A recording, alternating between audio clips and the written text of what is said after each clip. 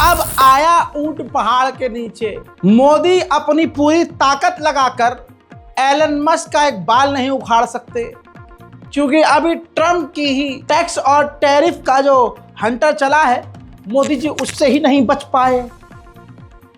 और इधर मोदी जी अगर एलन मस्क के खिलाफ कोई कदम उठा लिए तो एलन मस्क तो बेस्ट फ्रेंड है ट्रम्प का, तो फिर एलन मस्क और डोनाल्ड ट्रम्प मिलकर मोदी सरकार का हाल क्या करेंगे, बताने की जरूरत नहीं है।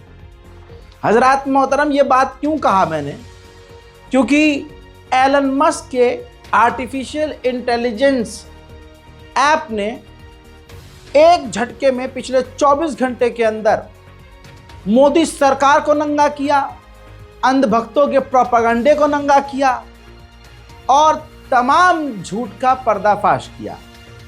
अब आप कहेंगे कैसे, तो इस रिपोर्ट की शुरुआत में आपसे गुजारिश कि अगर आप हमारे चैनल पर नए हैं तो चैनल को सब्सक्राइब कीजिए और इस रिपोर्ट को शेयर कीजिए, ताकि दुनिया तक हमारी आवाज़ पहुंचे और असल में उनको सच नज़र आए। मोहतरम हज़रात, ट्विटर आप जानते हैं जो आज का एक्स है, जिसे एलन मस्क ने ख़रीद लिया है, उसको बहुत एडवांस कर दिया है। अब उस एआई का नाम है जो एलन मस्क का है, ग्रूक। इसको मेंशन करके अगर आप एक्स पर कोई सवाल हिंदी या इंग्लिश में किसी भी लैंग्वेज में लिख रहे हैं, पूछ रहे हैं, तो ये जवाब देना शुरू कर चुका है और जवाब दे रहा है। पिछले 24 घंटों में इससे बड़े सख्त सवाल पूछे गए और बिना किसी के बाप से डरे एलन मस्क के इस ग्रूक एआई ने मोदी तक के बारे में सारी धोती खोल डाली है। अब मोदी सरकार के पास इसको बैन करने के अलावा कोई ऑप्शन नहीं है, और अगर बैन कर दिया तो जैसा मैंने शुरू में कहा, फिर एलन मस्क कहां कहां हाथ डालकर पलटेगा आड़ भक्तों के, आप सोच भी नहीं सकते। अभी तो वैसे ही कई मुद्दों पर मोदी जी की आवाज़ नहीं निकल रही है ट्रम्प के खिलाफ। मोदी जी तो खुद बेचारे धोखे में रह गए। मोदी जी कह रहे थे नमस्ते डोनाल्ड ट्रम्प, नमस्ते मेरा मित्र है ट्रम्प। अंधभक्तों ने क्या किया ये देखिए, डोनाल्ड ट्रम्प की पूजा की, उसकी आरती उतारी, उसके लिए दुआएं की। उधर डोनाल्ड ट्रम्प जब राष्ट्रपति बने तो एलन मस्क के साथ मिलकर पूरा बेड़ा गर्क कर दिया और भारत पर टैक्स लगा दिया। कहने का मतलब यह है कि मोदी जी सोच रहे थे कि ट्रम्प मेरा दोस्त है, लेकिन ट्रम्प का दोस्त असली एलन मस्क निकला। आर्टिफिशियल इंटेलिजेंस ग्रुप से ऐसे सवाल किए गए जिसका जवाब अगर कोई व्यक्ति दे तो योगी आदित्यनाथ बिलबिलाकर खुद ही गिरफ्तार करने के लिए आ जाएं। लेकिन देखिए, सवाल बड़े सख्त किए गए, जवाब भी बेहतरीन तरीके से उस ग्रुप ने दिया है। सूर्य समाजवादी व्यक्ति ने लिखा, हेलो ग्रुप, भारत के उस नेता का नाम बताइए जिस पर 28 आपराधिक मुकदमे दर्ज थे। मुख्यमंत्री बनने के बाद उसने अपने मुकदमे वापस ले लिए। ग्रुप ने सीधा नाम लिख दिया, योगी आदित्यनाथ पर 28 आपराधिक मुकदमे थे, जिनमें दंगा और हत्या के प्रयास जैसे गंभीर मामले शामिल थे। 2017 में मुख्यमंत्री बनने के बाद उनकी सरकार ने सार्वजनिक हित का हवाला देकर इनमें से कई मुकदमे वापस ले लिए। विपक्ष ने इनकी कड़ी आलोचना की थी। इसके बाद तो हद ही हो गई। मोहित चौहान ने पूछ लिया ग्रुप से कि भाई आरएसएस का भारत की आज़ादी में जो योगदान है वो बता दो। ग्रुप ने पूरा पैराग्राफ छाप दिया, लिखा कि आरएसएस का छोटा मोटा भी कोई रोल भारत की आज़ादी की लड़ाई में नहीं है। हालांकि जो फाउंडर था हेडगेवार, उसने पर्सनल लेवल पर किसी न किसी रैली में हिस्सा तो लिया, लेकिन जिस आरएसएस के बारे में आप पूछ रहे हैं वो आरएसएस किसी भी भारत की आज़ादी की लड़ाई में शामिल नहीं हुआ। उल्टा वो अपना खेल खेल रहा था हिंदू राष्ट्र का, और उस वक्त भी सिर्फ हिंदू हिंदू कर रहा था। तमाम ये जानकारी इसने देकर भाई साहब ज़बरदस्त तरीके से आग लगा दी।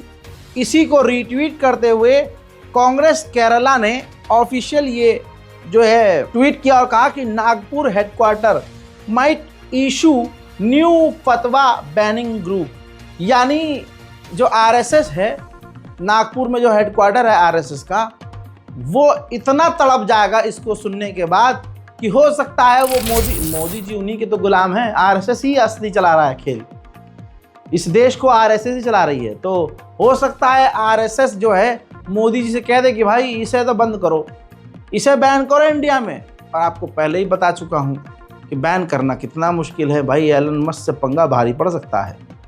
तो इस वक्त अंधभक्तों के जो है कील घुसी हुई है, आधी अंदर है आधी बाहर, सही से खड़े होकर चल नहीं पा रहे और बैठेंगे तो पूरी कील।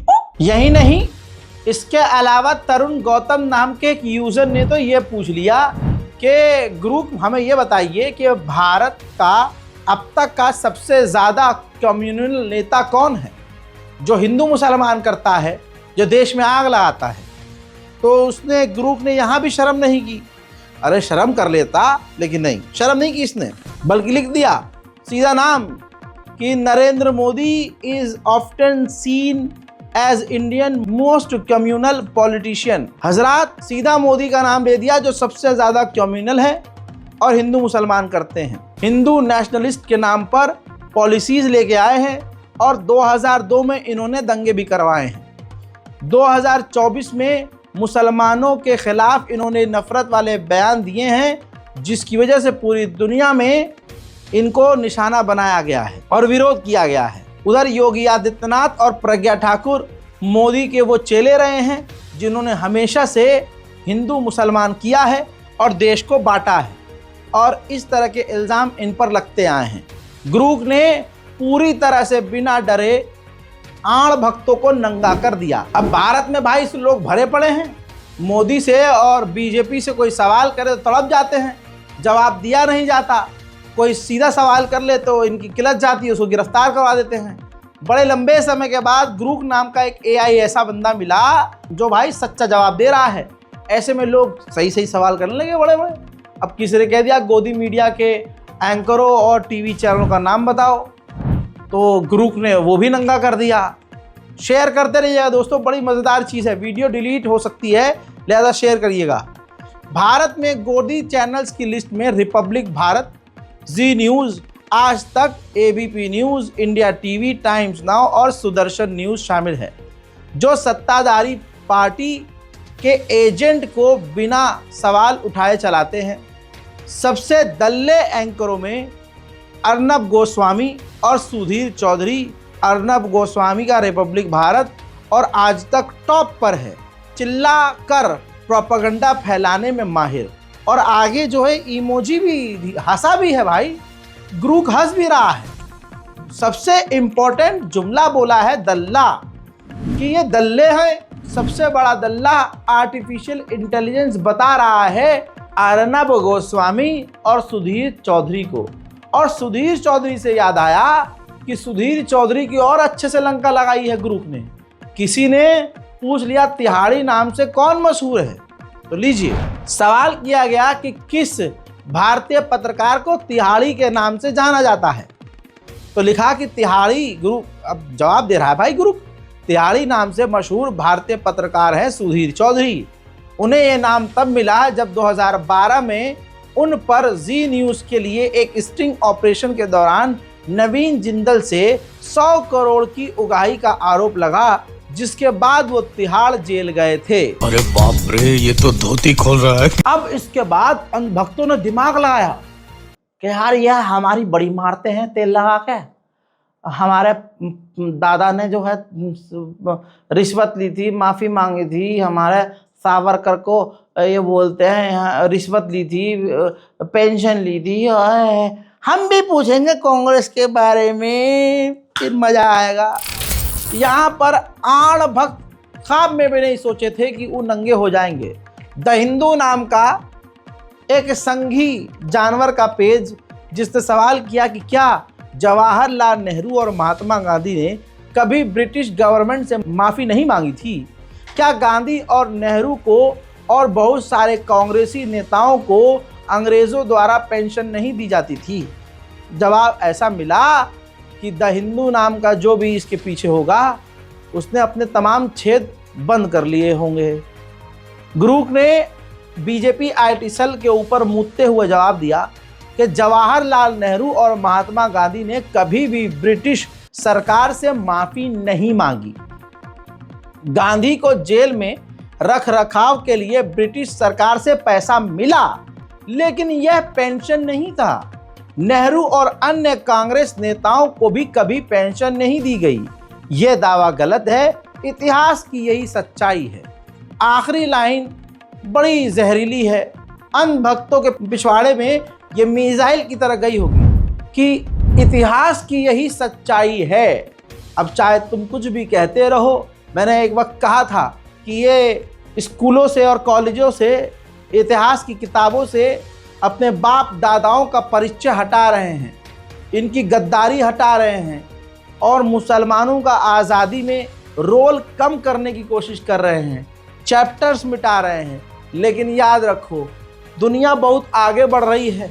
तुम भारत के अंदर ही ये सब बंद कर सकते हो, लेकिन पूरी दुनिया जानती है कि तुम्हारी औकात क्या है और मुसलमान इस देश के लिए क्या क्या कर रहा था।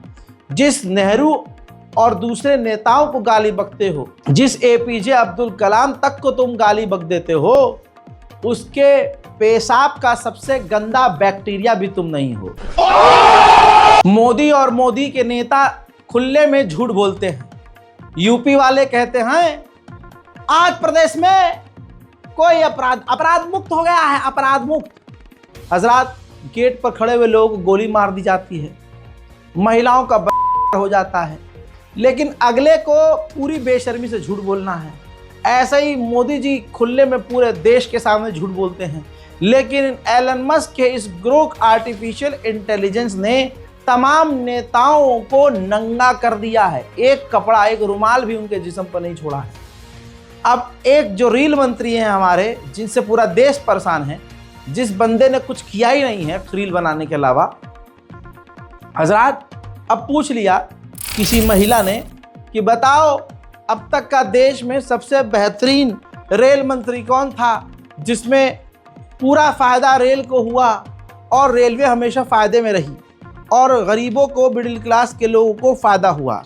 ग्रुप ने रिप्लाई किया कि वो थे लालू प्रसाद यादव। सन 2004 से 2009 में उन्होंने बेस्ट रेलवे मिनिस्टर के तौर पर काम किया और बहुत बढ़िया प्रॉफिट भारत सरकार को हुआ। इस दौरान उन्होंने कई तरह की ट्रेन चलाई, जिसमें गरीब रथ है और जो आज भी चल रही है। इसके अलावा कई सारी ट्रेन मौजूद हैं जो गरीबों को आज भी फ़ायदा पहुंचा रही है। हज़रात मोहतरम, अब इसको रीट्वीट किया है कांग्रेस केरला ने और लाइन लिखकर तमाम अंधभक्तों के पिछवाड़े में आग लगा दी है। अब दोस्तों, अंधभक्त तो अंधभक्त हैं, कुछ न कुछ निकालने की घुमा फिरा कर कोशिश कर ही रहे थे, लेकिन निकालने के चक्कर में इनकी खुद की पतलून उतर जाएगी, इन्होंने ख्वाब में भी नहीं सोचा था।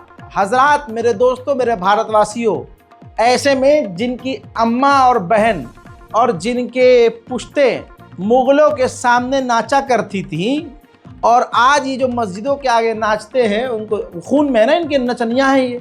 तो अब उस आड़ भक्त ने सवाल किया कि सोनिया गांधी, हाँ, सोनिया गांधी के बारे में भी पूछा गया कि सोनिया गांधी कहाँ डांस करती थी। तो गुरूक ने उसके मुंह में ही जो है मुद्द दिया, कहा कि सोनिया गांधी ने कभी डांस नहीं किया। भाई साहब बोल दिया कभी, सोनिया गांधी ने कभी डांस नहीं किया, न ही वो बार डांसर थी। उनका असली नाम एंटोनिया मैनो है और वो इटली के एक छोटे से गांव से हैं। वहाँ उन्होंने एक रेस्टोरेंट में बतौर बार अटेंडेंट काम किया था, लेकिन डांस का कोई सबूत तक नहीं है। अफवाहें फैलाने से बचें, सच ढूंढें। यानी अंधभक्त जिस तरह से उल्टे सीधे सवाल कर रहे हैं, ग्रुप उनके पिछवाड़े में सरसों का तेल लगाकर तमाचे मार रहा है कि भैया सच ढूंढो और अफवाहें मत फैलाओ और अफवाहों से बचो। नेहा सिंह राठौर ने और जले पे नमक छिड़क दिया।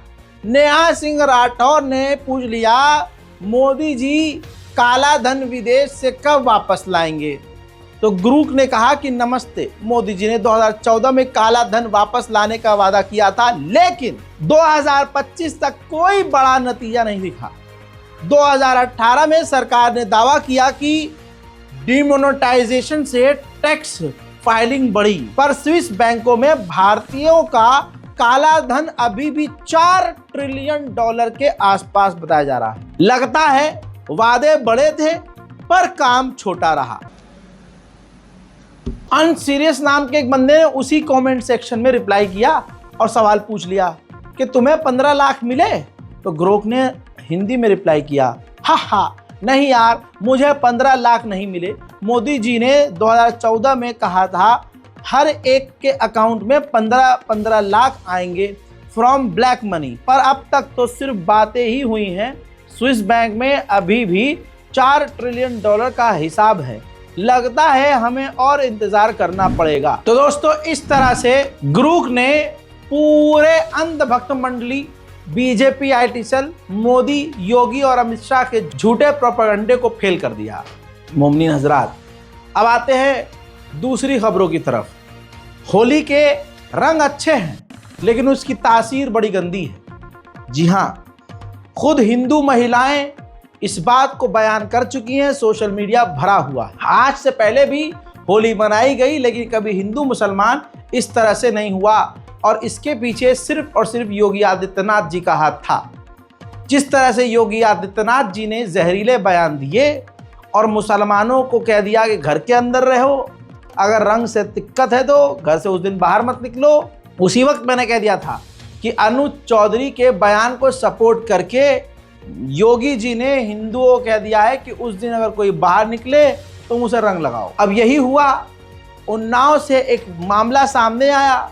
एक बुजुर्ग शख्स ऑटो से दूसरी जगह जा रहा था, हिंदुओं ने उसे घेरा और उसको रंग लगाने की जिद करने लगे। वो बुजुर्ग इंसान उतर के रंग से बचने के लिए भागा और कहा जा रहा है कि वो गिरा और गिरने के बाद मौत हो गई। हालांकि इसमें आपको पता है सच नहीं लगेगा कुछ भी, क्योंकि झूठ है। घर वालों का कहना ये है, बेटी का कहना ये है कि जिस ज़बरदस्ती उनको रंग लगाया जा रहा था, फिर उनके साथ जब उन्होंने मना किया तो मारपीट की गई। क्यों नहीं की गई होगी मारपीट, वो बाद में बताऊंगा कि क्यों नहीं की गई होगी। और मारा है हिंदुओं ने, जानबूझ के मारा है। अब आपको पहले घर वालों का बयान सुनना चाहिए। तक गए वहाँ पे लोगों ने जबरदस्ती करी, बदतमीजी करी, उनके ऊपर रंग डाला। जब उन्होंने मना किया तो उनको खींचा गया, मारा गया, जबरदस्ती उनके साथ बदतमीजी करी गई, उनको धक्का दिया गया, उनके पर्स छीन लिया गया, उनके पास में 5000 रुपए थे वो सब निकाल लिया गया, उनके ऊपर रंग डाला गया, उनको बेहोश कर दिया गया। आज वो इस हाल में है। हम 5 बहनें हैं, हमारा छोटा भाई है। कहाँ गए थे, किस काम से निकले थे? बाहर किसी काम से गए हुए थे वो, सुबह के टाइम 11 बजे। क्या मारपीट भी हुई उनके साथ, कोई निशान वगैरह? जी हाँ, मारपीट हुई, उनको मारा गया, उनको खींचा गया, उनके साथ बदतमीजी करी गई। वो जा रहे थे चच्चा ऑटो से, तो रंग चल रहा था तो उन्होंने सोचा कि हम उतर जाएं और मना कर दें कि रंग न डालो। उन्होंने उतर के मना किया कि रंग न डालो, ऑटो वाला रुका रहा। फिर वो लोग बदतमीजी करने लगे, गालियाँ बकने लगे, रंग बच्चे डालते रहे। हम गए, बीच बराव कराने लगे। हमने कहा चच्चा को रंग न डालो भाई, वो जब मना कर रहे हो, मना कर रहे हैं तुम रंग डाल लो, लेकिन वो माने नहीं। खैर हमने चच्चा को कहा चलो अच्छा जाओ, बैठो ऑटो पे जाओ, ये वो त्यौहार है। हम वापस आ गए। फिर वो बैठ गए जब ऑटो पे, तो उन्होंने दौड़ा लिया उनको और तिराहे पे ट्रांसफार्मर के पास खींच के ऑटो से उनको थप्पड़ों से मारने लगे और कलर डालते रहे। बच्चे कलर डालते रहे, वो थप्पड़ों से मारते रहे। बताइए ये कौन लोग थे? ये किशन था, किशन का भाई था, किशन के भाई का नाम नहीं मालूम, और रामपाल का लड़का था, राजपाल का बेटा रामपाल था। किस राधे के? समझे आप? क्या चाहते हैं आप, क्या कार्रवाई क्या चाहते हैं? हम ये चाहते हजरात, इलाके में उन्नाव में मामला अभी तो शांत है, लेकिन ऐसी शांति का क्या फायदा? मारा तो हमारा अपना गया। तुम तो चाहोगे शांति रहे, लेकिन आसपास के मुसलमानों ने इसका विरोध किया, सड़कों पर उतरे और न्याय और इंसाफ की मांग की।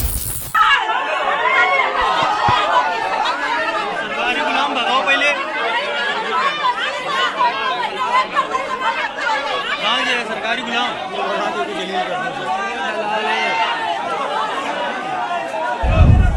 ऐसे में दूसरी तरफ इलाके के इमाम ने प्रशासन से मुलाकात की और जो कुछ भी उन्होंने बयान दिया वो भी आपको सुनाना जरूरी है। मौलाना साहब, पुलिस परिवार के साथ आप लोगों की बातचीत हुई है क्या? कुछ बातचीत? देखिए, उन्नाव की तारीख में ये पहली बार ऐसा वाक़या पेश आया। होली हमेशा आती है, हर साल आती है, लेकिन बड़े दुख की बात है कि ये पहला वाक़या हुआ कि होली के मौके पर मोहम्मद शरीफ साहब का इंतकाल हुआ।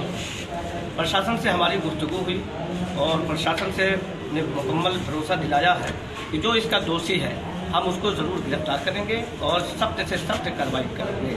तो प्रशासन ने ये प्रयास कर रहे हैं और प्रशासन ने इसके लिए टीम लगा दी है उसको गिरफ्तार करने के लिए। परिवार से क्या बात हुई? परिवार से बात हुई है। परिवार कह रहा है कि अभी हम कुछ, चूँकि वो उसमें है, गम में है, तो इसलिए वो कोई बयान देने के लिए वो तैयार नहीं। एप्लीकेशन दी जा रही है? अभी वो कुछ बात की बात है। अभी उनका क्या मतलब है कि अभी तो उसको गिरफ्तार किया क्या जाए। घटनाक्रम हुई, कोई जानकारी है? घटनाक्रम क्या हुआ है, आपको कोई जानकारी है? घटना ये है, मालूम हुआ जो हुआ कि वो कहीं गया था बाहर, 1 बजे लमसम गया था, लेकिन 1 बजे के बाद ही गया था और उस पर रंग डाला गया। और रंग डाला, जो भी आपस में तू मैंने हुई है, उसको फिर एक रिक्शे पे था, उसको खींच के उसको मारा। और अब कितना मारा, कैसे मारा, क्योंकि मौके पर हम लोग तो थे नहीं। बहरहाल उसका इंतकाल हो गया। हजरत मोहतरम, अब कहानी कुछ भी हो, जनाब शरीफ को शहीद कर दिया गया है। जनाब शरीफ को भारत के हिंदुत्व आतंकवादियों के द्वारा कत्ल कर दिया गया है। इसी तरह से जितने भी हिंदुओं के त्यौहार आएंगे उसमें मुसलमानों को इसी तरह से मारा जाएगा। ये एक सिंपल सा फॉर्मूला है और ये आग बहकाई हुई भड़काई हुई सिर्फ और सिर्फ योगी जी की है। अगर उस वक्त अनुज चौधरी के बयान को सपोर्ट न करके माननीय योगी आदित्यनाथ जी कह देते कि भाई हिंदू किसी मुसलमान पर ज़बरदस्ती रंग न डाले और कोई मुसलमान हिंदुओं से पंगा ना ले जाके, कि कोई होली खेल रहा हो तो तुम उसे परेशान करने लगो जाके या ज़बरदस्ती वहाँ भीड़ में घुसो, इस तरह की बैलेंस वाली बात करते तो आज ये सब ना होता। अब जैसे मैंने आपसे कहा कि अब कई तरह की बातें आ रही कि वो जो दौड़ रहा था, भाग रहा था व्यक्ति, तो वो गिर के मर गया, हार्ट अटैक आ गया। आया होगा हार्ट अटैक। वो दौड़ा क्यों, लेकिन वो भागा क्यों, लेकिन उसके ऑटो को रोका क्यों, लेकिन सिर्फ और सिर्फ मुसलमानों के कातिलों को बचाने की ये कोशिश है। इसी वजह से हिंदू समुदाय को अच्छे से पता है हम जितने भी मुसलमानों को मारेंगे भाई हमें तो पुलिस खुद बचाएगी। अब सोचिए, कल तक जो वीडियो मैंने दिखाई थी, कितनी जगह हिंदुओं ने ही हिंदुओं को गोली मार दी।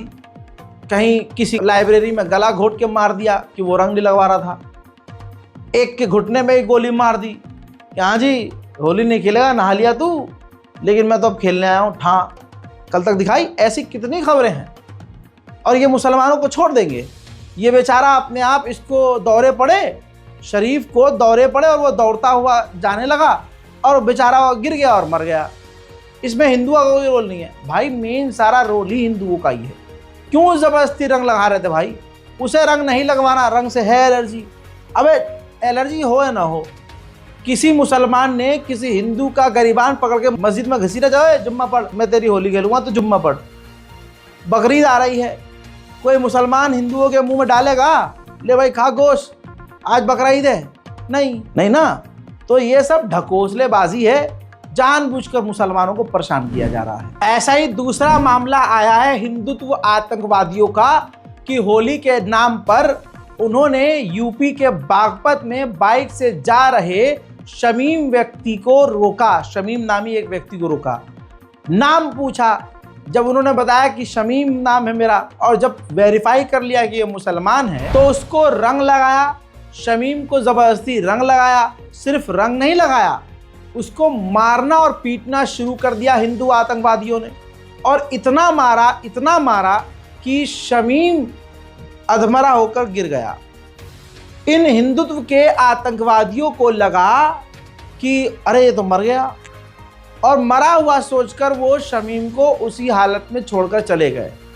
जिसके घंटों के बाद शमीम को राह चलते लोगों ने देखा, अस्पताल में ले गए और उसका शमीम का हाल अभी ऐसा है। अब आपकी स्क्रीन पर ये नीचे देखिए जो ट्वीट जहां पर ये किया गया है पूरा मामला, वहां पर बागपत पुलिस ने कहा है कि मामले की तहरीर लिख ली गई है और कार्रवाई की जा रही है। बागपत पुलिस हो, बरेली पुलिस हो, उत्तर प्रदेश पुलिस हो, कहाँ है हमें भरोसा भाई साहब? हमें बिल्कुल भरोसा नहीं है आप पर। सोशल मीडिया पर ये लिख देते हैं कि हम कार्रवाई कर रहे हैं, लेकिन क्या सच में कार्रवाई होती है, उसकी ये अपडेट खुद शासन प्रशासन नहीं देता है।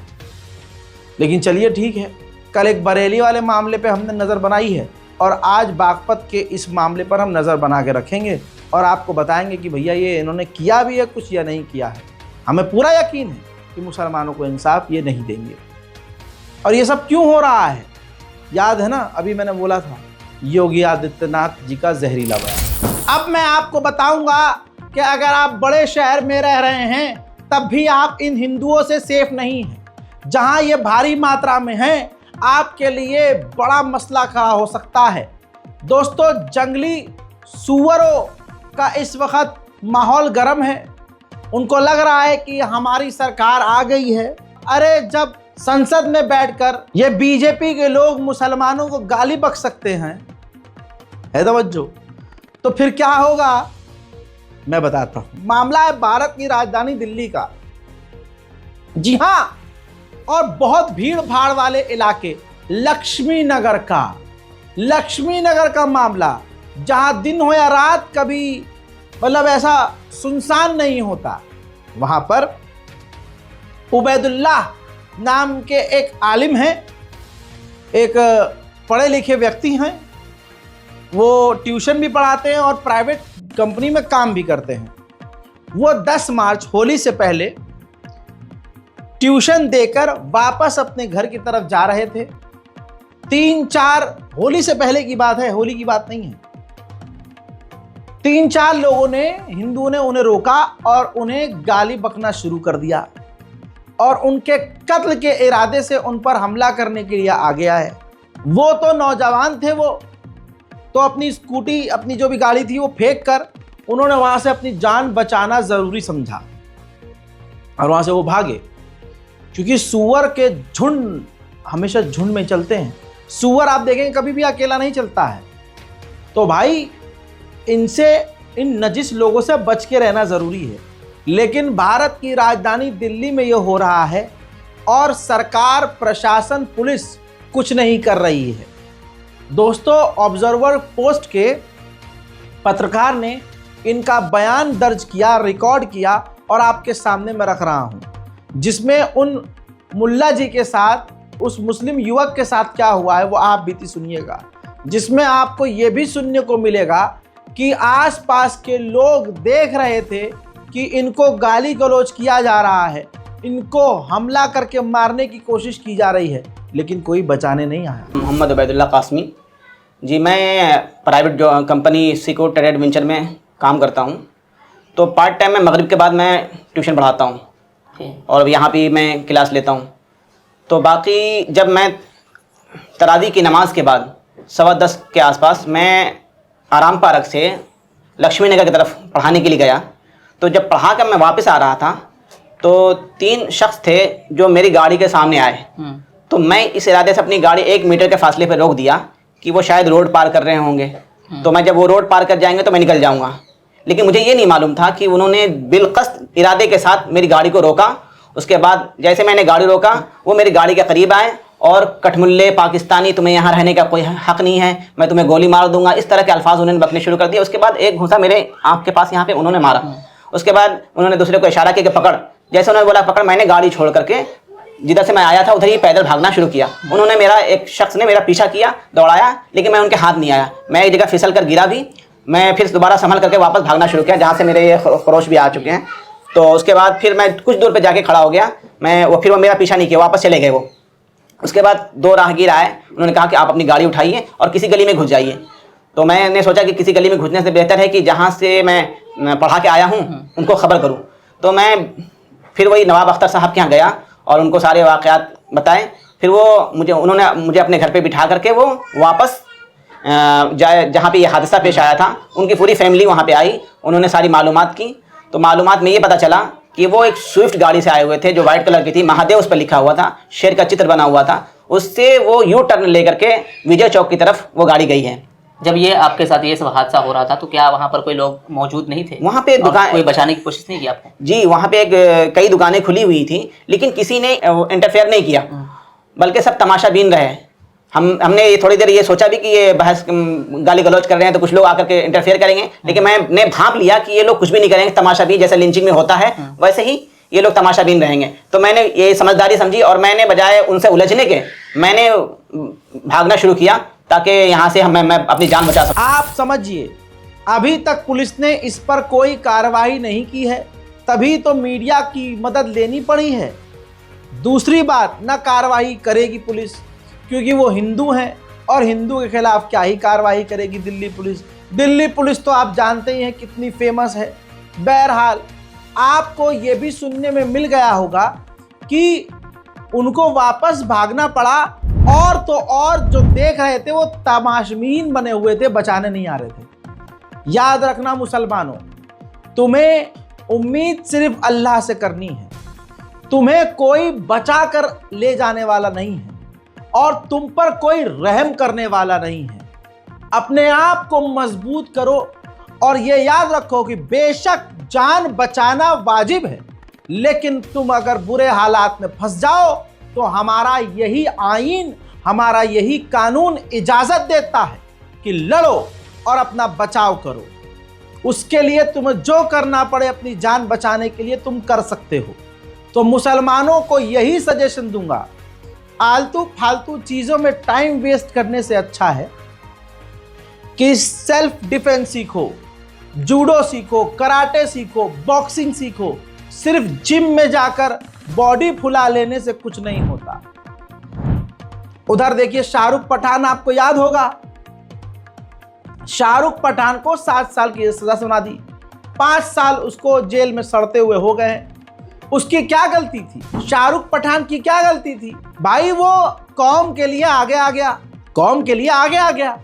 उसने अपनी गली में आतंकवादी ना घुसे, इसके घर पर जो महिलाएं औरतें हैं, माँ बहनें हैं, उनके साथ कोई हरकत ना कर दे आतंकवादी घुस के, उसके लिए इसने एक गैर कानूनी कदम उठाया।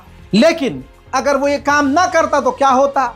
लेकिन वहां पर गोदी मीडिया के कैमरे मौजूद थे, उसने जूम करके इसके शाहरुख पठान के चेहरे को दिखा दिया और वहां लाइव चला दिया।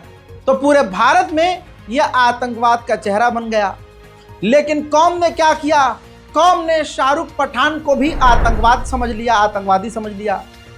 जबकि शाहरुख पठान का क्या ही रोल, क्या किया? शाहरुख पठान की जगह आप होते तो क्या होता? आपके घर के ऊपर हमला होता और आप खड़े, हाँ कर दो कर दो, मेरी बहन की इज्जत लूटो लूटो लूटो लूटो, करो करो करो, हाँ नहीं नहीं नहीं मैं खड़ा हूँ, मैं कुछ नहीं कह रहा हूँ, ऐसे करोगे? जामिया के इलाके में, जामिया यूनिवर्सिटी में, जामिया के छात्रों के ऊपर पुलिस प्रशासन की भीड़ के सामने हिंदू नामी गुंडे मवाली ने छात्रों के ऊपर फायरिंग की, जिसमें छात्र घायल भी हुए। आज वो हिंदुत्व का हीरो बना हुआ है, हिंदूवादी हीरो बना हुआ है और उसको पुलिस इज्जत से देखती है। लेकिन शाहरुख पठान को आतंकवाद की नज़र से देखा जाता है। दर्द और तकलीफ की बात यह है कि हमारी कौम भी शाहरुख पठान जैसे लोगों को गलत निगाह से देखती है। गलत भाई, कौम और हम समाज की क्या बात करें, इसके पास, इस समाज के पास तो इतनी बेहतरीन पावर है। ये भाई हमारी कौम के पास अलग शक्ति है।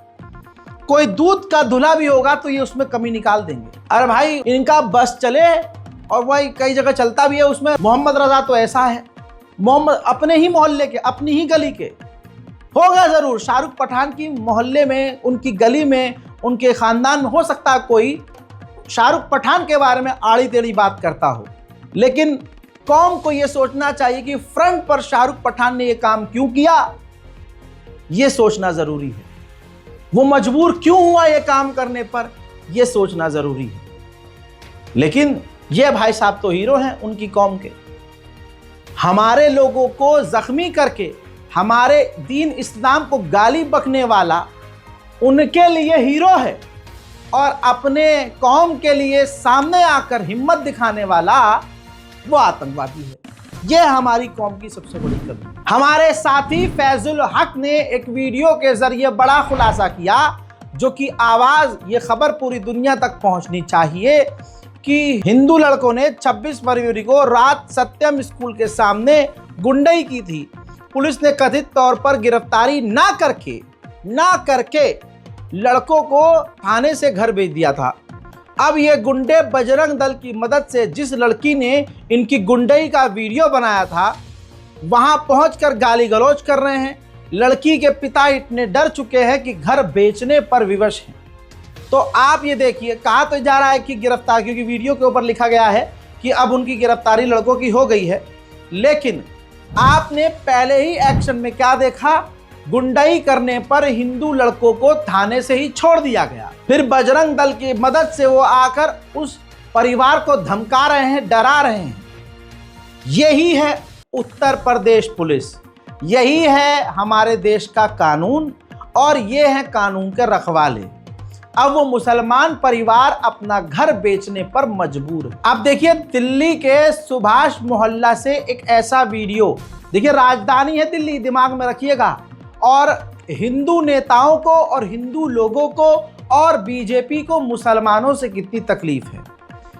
इनका बस चले तो ये मस्जिद के अंदर घुसकर होली खेलें, और मस्जिदों पर ये हमला तो करते ही हैं, लेकिन ये गंदी नाली के कीड़े मुसलमानों को खुश नहीं देख सकते। कैसे? आपकी स्क्रीन पर ये वीडियो देखिए, सुभाष मोहल्ला का ये वीडियो है, भाजपा का पार्षद आशीष पुनिया का ये वीडियो है। वो और उसके लोग इस बात से ही चिढ़ गए कि रमज़ान के मौके पर मुसलमान लोगों ने अपनी घर की, अपनी गली में ये लाइट क्यों लगाई है, सजावट की लाइट क्यों लगाई है।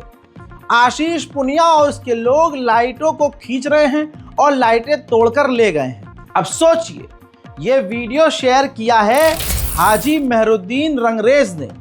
सोचिए अगर शाहरुख पठान जैसा एक शेर निकलकर इनको जवाब दे दे या इनसे भिड़ जाए, तब तो ये कोर्ट में जाकर रोना शुरू कर, इनने बहुत मारा, इसके घर पे बिल्डोजर चला लो, इसको गिरफ्तार कर लो, अरे इनने देखो यहाँ मार दी। ये वीडियो देखने के बाद एक बात क्लियर हो गई है कि राजधानी में कभी भी दंगा, बल्कि पूरे देश भर में बीजेपी कभी भी दंगा छेड़ सकती है, शुरू कर सकती है। मुसलमान सब्र किए जा रहा है, मुसलमान जब्त किए जा रहा है। हाल ये है कि अब ये मुसलमानों की गलियों में जाकर अपनी कमाई से लगाई हुई सजावट की चीज़ों को ये तोड़ रहे हैं, ये खींच रहे हैं। मुसलमान और कितना सब्र करें। पूरी दुनिया में योगी जी का झूठ तो खुल ही रहा है। अगला आदमी ताकत और अपने आड़ भक्तों के दम पर खुला झूठ बोलता है, लेकिन अब हिंदू ही उसके झूठ और मक्कारियों का शिकार हो रहे हैं। होली के दिन अधिवक्ताओं के द्वारा एक बयान जारी किया गया। हजरात हिंदू अधिवक्ता है, उसके किसी जानने वाले ने बताया फ़ोन करके कि हिंदू नामी गुप्ता नाम का हमारा एक साथी है, वो एक तहरीर लेकर थाने गया था, तो वहाँ उसके साथ बदतमीज़ी की गई, उसके साथ मारपीट की गई। ज़रा आप आ जाइए। ऐसे में जब हिंदू अधिवक्ता अपने 4-5 हिंदू साथियों के साथ उस थाने में लखनऊ के पहुँचते हैं, अभी आप आगे तमाम बयान खुद सुनेंगे, तो बताते हैं कि 100 से ज़्यादा पुलिस वाले थे, लखनऊ पुलिस वाले। आधे से ज़्यादा सिविल में थे और आधे वर्दी में थे, और सब शराब के नशे में थे। मेरे सोने की चेन को तोड़कर छीन लिया गया, बदतमीजी की गई, और आगे की कहानी आप खुद सुनिए। यह है रामराज और योगी का अपराध मुक्त यूपी। मेरा नाम अधिवक्ता सौरभ कुमार वर्मा है। मैं आज होली के त्यौहार पे होली मना के घर पर था। मेरे एक अधिवक्ता भाई का फोन आया मेरे पास, जिसका नाम अमित गुप्ता है। उसने कहा एक अधिवक्ता का मामला हो गया है, शुभम पाल, उसको पुलिस वालों ने, वो तहरीर देने आया था, उसको पुलिस वालों ने बैठा दिया है। तो जैसा कि मैं एक अधिवक्ता हूं, मुझे एक अधिवक्ता का फोन आया, तो मैं तत्काल प्रभाव से अपने घर से अपने 2-3 अधिवक्ता साथी के साथ मैं घर से निकला यहाँ विभूतिगंज थाने के लिए। विभूतिगंज जब मैं आया तो यहाँ मैं देख रहा हूँ कि अंदर दारू चल रही है, और कम से कम 50, 60, 70, 100 की तादाद में पुलिस वाले, जो आधे ड्रेस में थे, आधे बिना ड्रेस में थे, नशे में थे, वो आए। मैंने अपना परिचय दिया, भैया मैं ये फला सौरभ कुमार वर्मा, मैं अधिवक्ता हूँ, और इस तरीके के अधिवक्ता। तो उन्होंने कहा तुम अधिवक्ता हो तो मैं तुम्हारा क्या करूं, मैं तुम्हारी, उन्होंने मेरे साथ अपशब्द प्रयोग किए। ये मेरा भाई राहुल पांडे भी मेरे साथ था, इसके साथ भी अपशब्द प्रयोग किया, बार पीट करी और मेरे गले में चेन थी, चेन छिना ली, कही कि ये मेरा होली का खर्चा है और मैं अब तुम लोगों को बंद कर दूंगा। और मुझे हम लोगों को पेशाब पिलाई गई, समझिए यहाँ पे इस तरीके का प्रकरण किया गया और कहा गया कि अब मैं अधिवक्ताओं को यहाँ पे जब तक तुम लोग पैसा नहीं दोगे मैं तुम लोग को छूटने नहीं दूंगा, चाहे जितने बड़े तुम लोग जो कोई हो। हम लोग यहाँ गुंडाई चलती है और तुम्हारे खिलाफ फर्जी मुकदमा लिखेंगे और पैसा तुम लोग को देना पड़ेगा। खबरें इतनी हैं कि अगर मैं आपको 1 घंटा और बताऊं कि मुसलमानों का किस तरह से बेड़ा गर्क किया जा रहा है और सरकार सत्ता के नशे में अपने हिंदुओं के साथ क्या कर रही है, तो शायद 2 घंटे का वीडियो भी छोटा लगे। उम्मीद करूंगा कि इस वीडियो को आप खूब शेयर करेंगे, खूब प्यार देंगे। बहुत सारा प्यार आप दोगे तो ज़रूर इंशाल्लाह आपको इसका पार्ट 2 भी आज ही मैं आपको दूंगा। जय हिंद।